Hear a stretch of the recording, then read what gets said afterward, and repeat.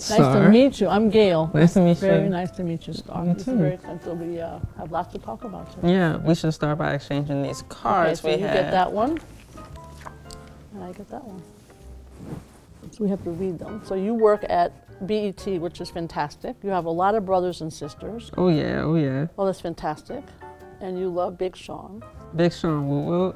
And you are the president of the Manhattan borough, the borough I live in, Oh, which that's I cool. just moved to actually too. And you have 2 siblings.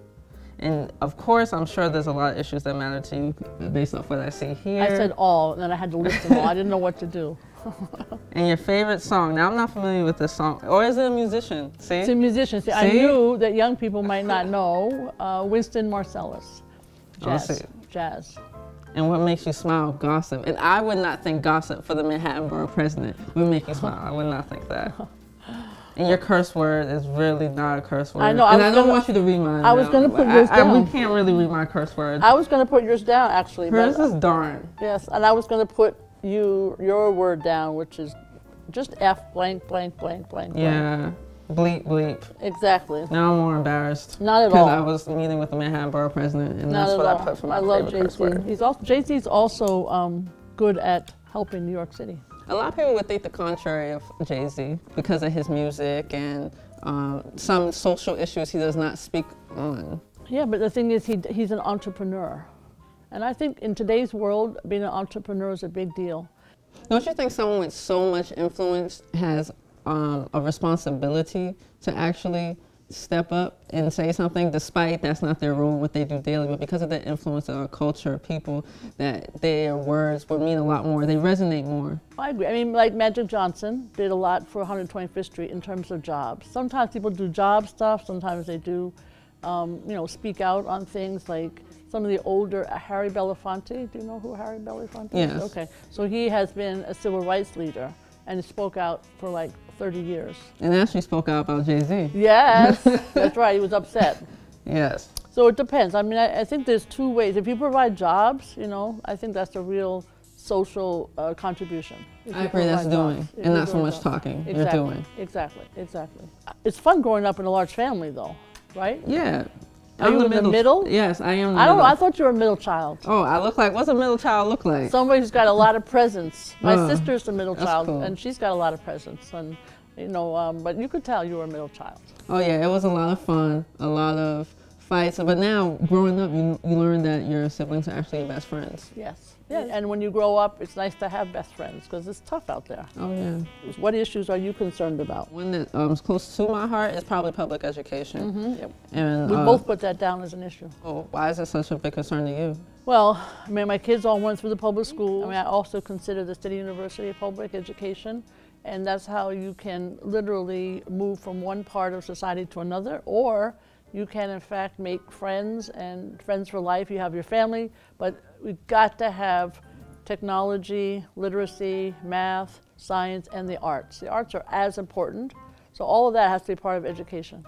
And it's so competitive. We're competing with China and the African continent and South America and Russia, and we're gonna have different languages. So all of that has to be part of your education to compete. What matters to me a lot is that what public education really is not. We don't necessarily learn about ourselves, and I don't think all the history is there. And I think that has a lot to do about how young individuals of color actually grow up and how they perceive themselves. And I feel like a lot of times that's where the self-esteem comes from. If you don't learn anything about yourself in grade school and all you know are 2 figures, Rosa Parks and Martin Luther King, then you don't have any pride. And though they will say they have pride, but they don't. You know that notion of if you knew better, you would do better is actually so true. And I think that's a perfect testament to that, because they're not learning about themselves in school, and that and their behavior reflects that.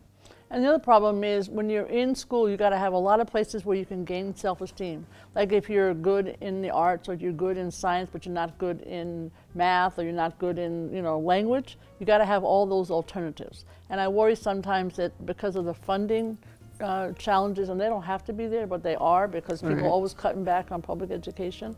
But you have to have something to give you you know, the ability to have self-esteem. But you got to have like the after-school programs, you got to have the weekend programs. But even when we talk about having good teachers, teachers aren't treated as one of the top occupations. They don't get paid a lot. They don't have the benefits that they should have all the time.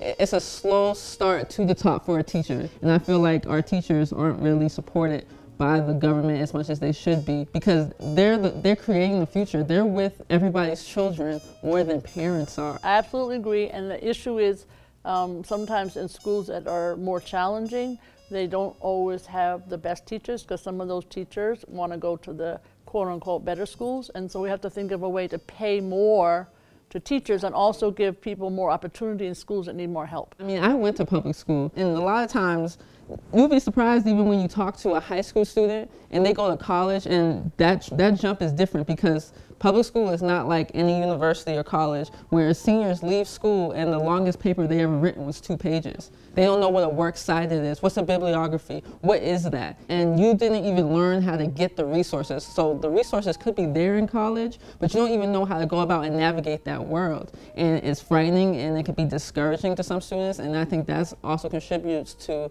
the dropout rate when minorities actually go to college. They get in, they go, it's exciting, but they do not finish. And it's just because they weren't as prepared. You know what I mean? Because of the public school system that they went to. Because it makes you think you are like the honors classes in the suburbs are different from the honors classes in the hood. Like, they're totally different. So the education, another big issue in the schools and in general that I have on my list is technology. Like, I was at this great forum in Harlem, and the issue there was with the NAACP and Community Board 10 in Harlem and the Mission Society. And the panel said to the young people in the audience, we parents, we're not communicating too well. What's your interest? Who are you? There were a lot of young people.